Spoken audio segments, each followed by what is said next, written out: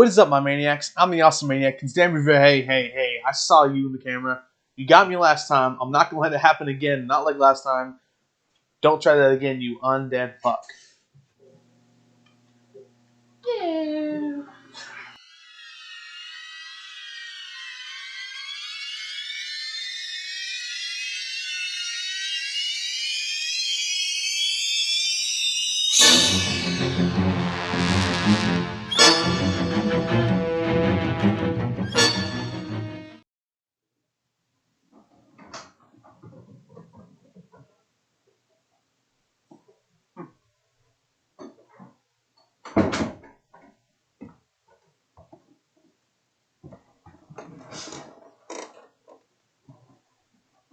That's what my fucking doppelganger gets. Oh yeah, it hasn't been the same me. He's been doing my videos since my See No Evil review for the last 4 months. I know what you're thinking. How did you survive your parents' suicide? Well, the answer is real simple. If you look closely, I didn't even stab myself. I knew that he'd see the original Jason that attacked me back in my first Friday the 13th special coming, but not the new Jason. I faked my death to do my own research. Turns out, there is no universe where I like Jason Takes Manhattan, like he claimed. Now that I've given you an exposition dump, we're going to look into a movie that does the same. But before we get to that, I've got to stop and admire, because today is a special day. Today is Friday the 13th, and I can think of no better way to celebrate this day than to get around to something I've been putting off. And that's reviewing Freddy vs. Jason. So let's get into it by starting with the characters.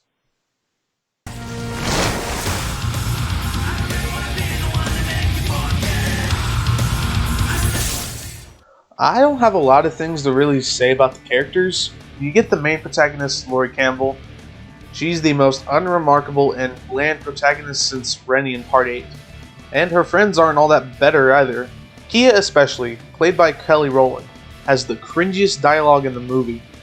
She gets annoying after 2 minutes and really just stays that way throughout.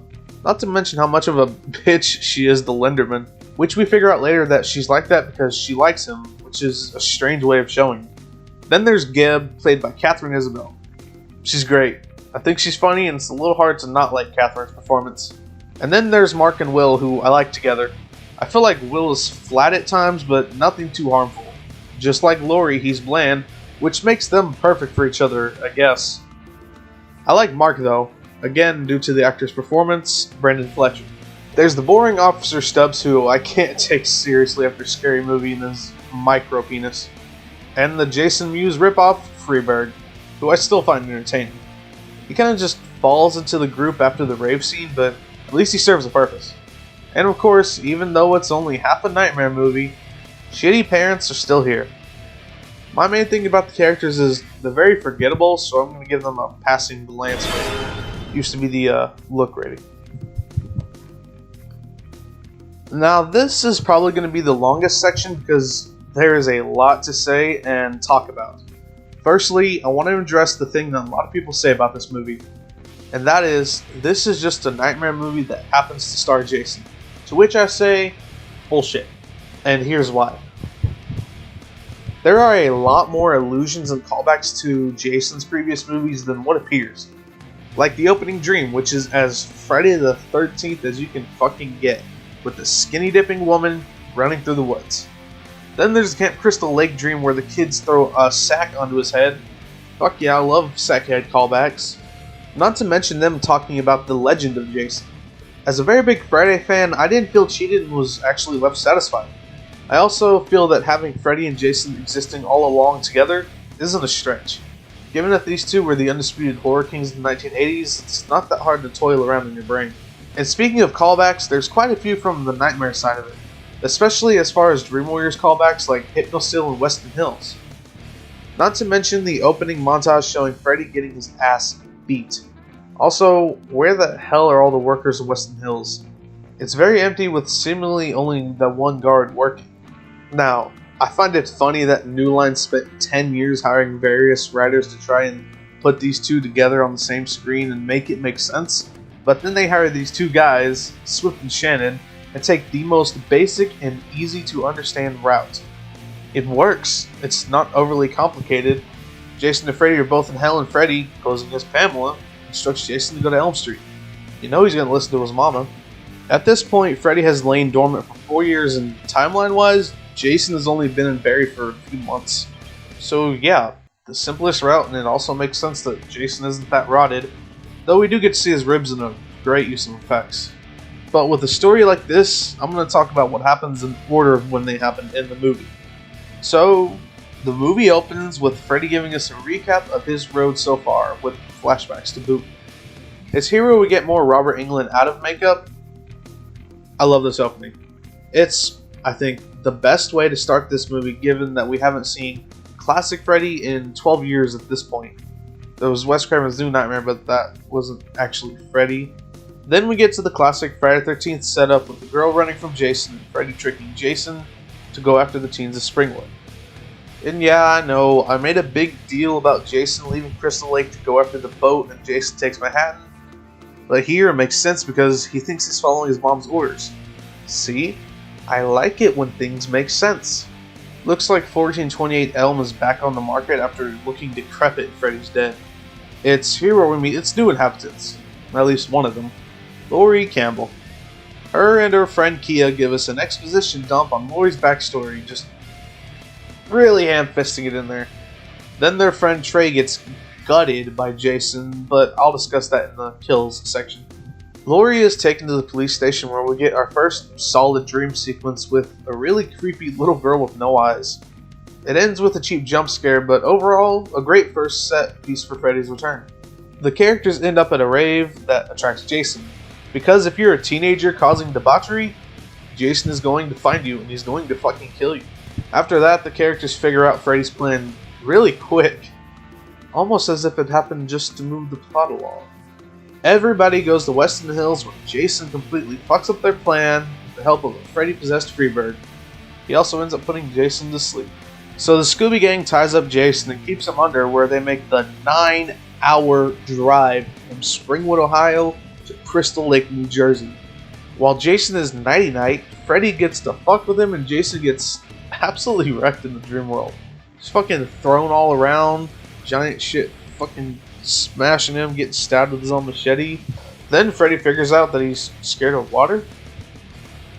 That makes no sense that he's afraid of water, but I think it's meant to be that deep down he's scared of it, probably subconsciously. Anyways, Laurie goes under to bring Freddy out, but Jason wakes up and crashes the van.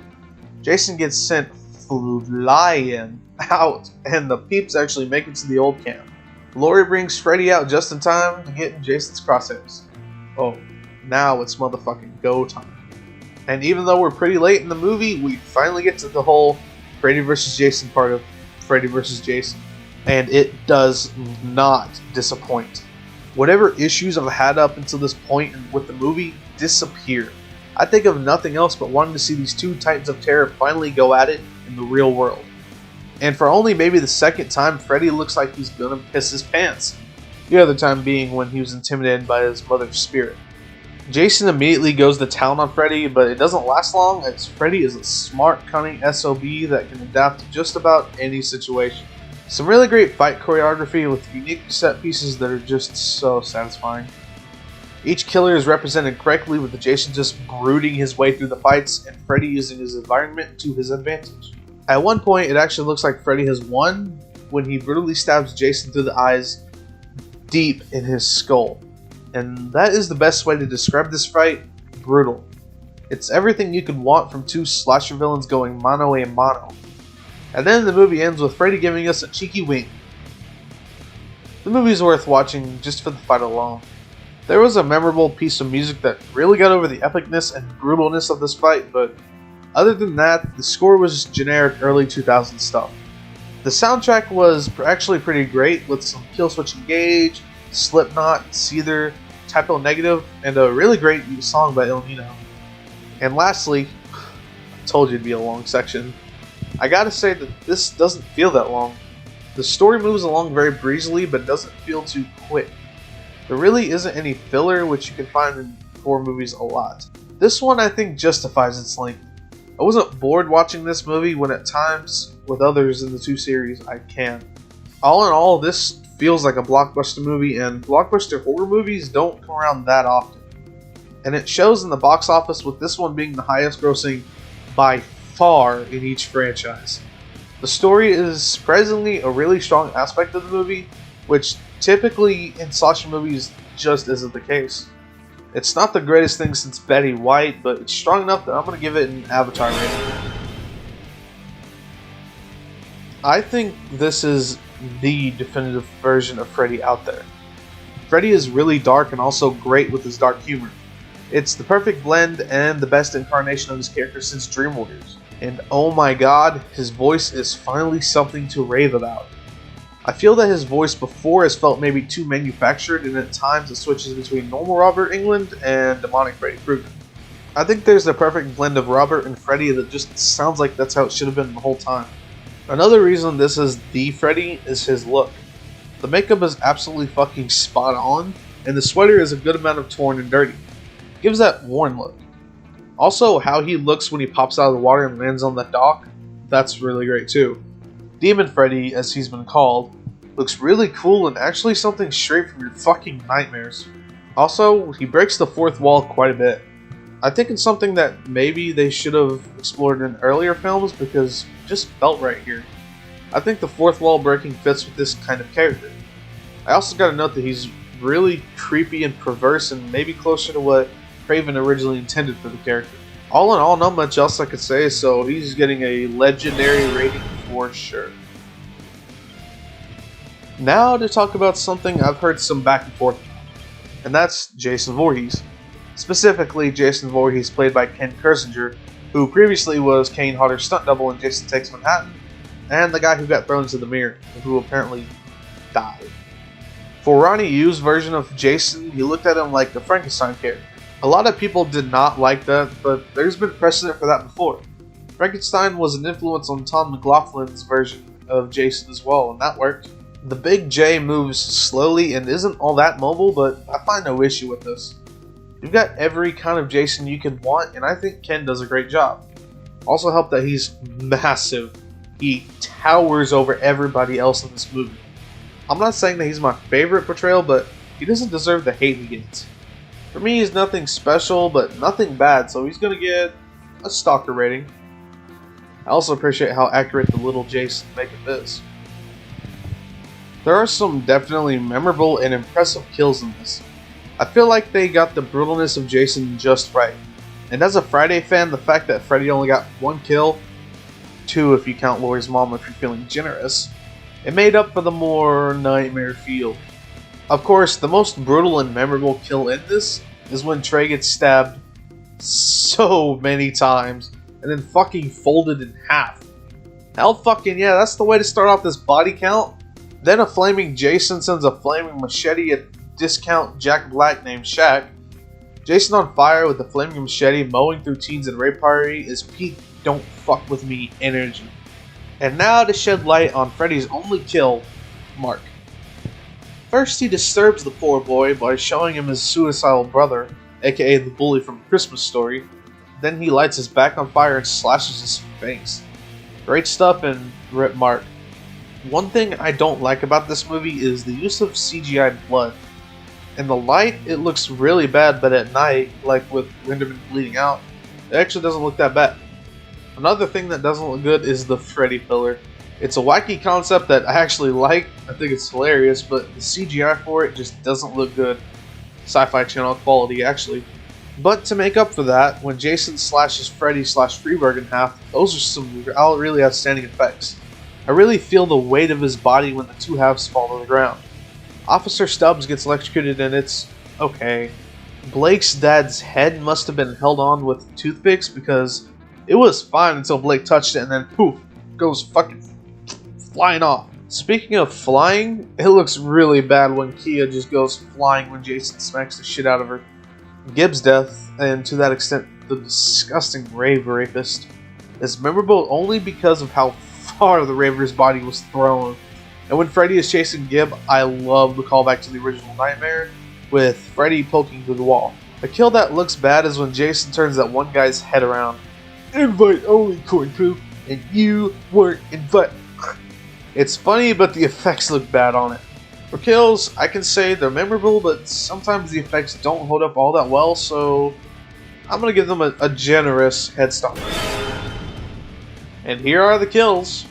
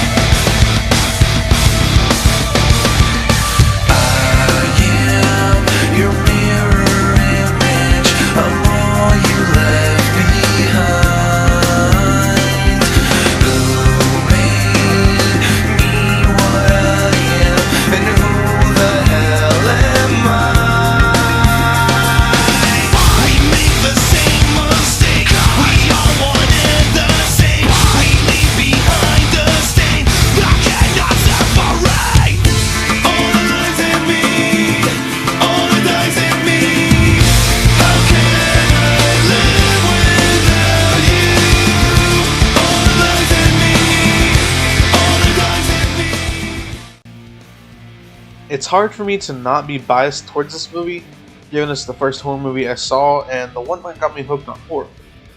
That being said, on my channel when I review movies, I strip away my bias and look at the movies and give my honest opinion on what I see. And when watching this movie again, I truly believe it's a great slasher movie. Even people who don't watch slasher horror movies, when they watch this, they get the basics of what these respective franchises are about. And for the people who actually watch horror movies, you get to revel in the callbacks and references and that you're finally seeing these two on screen together. I know it may sound like a bit of a cop-out, but the fact that it exists is enough to celebrate it. Add on to the fact that this movie did both of these characters justice, and it makes it that much better. Of course, no movie is perfect, and where this movie shows its weaknesses is in the characters and some of the lackluster kills, effects, and overall score. But even then, there are things to enjoy about those weaknesses, like Freeberg and Mark, or the badass bed kill and rave slaughter, or even the actual soundtrack and the score that plays during their fight. And oh yeah, they nailed the fight, and that is the best thing about this movie. It nearly justifies this movie for a marathon rating, but like I said, I gotta put my bias aside and I do recognize the flaws. So overall, I think there's a lot more to like about this movie than there is to hate it. And if people look at this movie again after watching this review, I think that they might enjoy it a little bit more. I might be putting too much praise on myself, but I think I made some good points, so for everything I've said, I think this movie deserves a high rainy day. I want to thank everyone who's ever watched my videos and supported me. I didn't really get to do a 100 subscriber special, but I think that celebrating one of my favorite movies on this most cursed of days is celebration enough. So once more, thank you. Don't forget to like, share, comment, and subscribe, and I'll see you on the next Friday the 13th. Bye bye.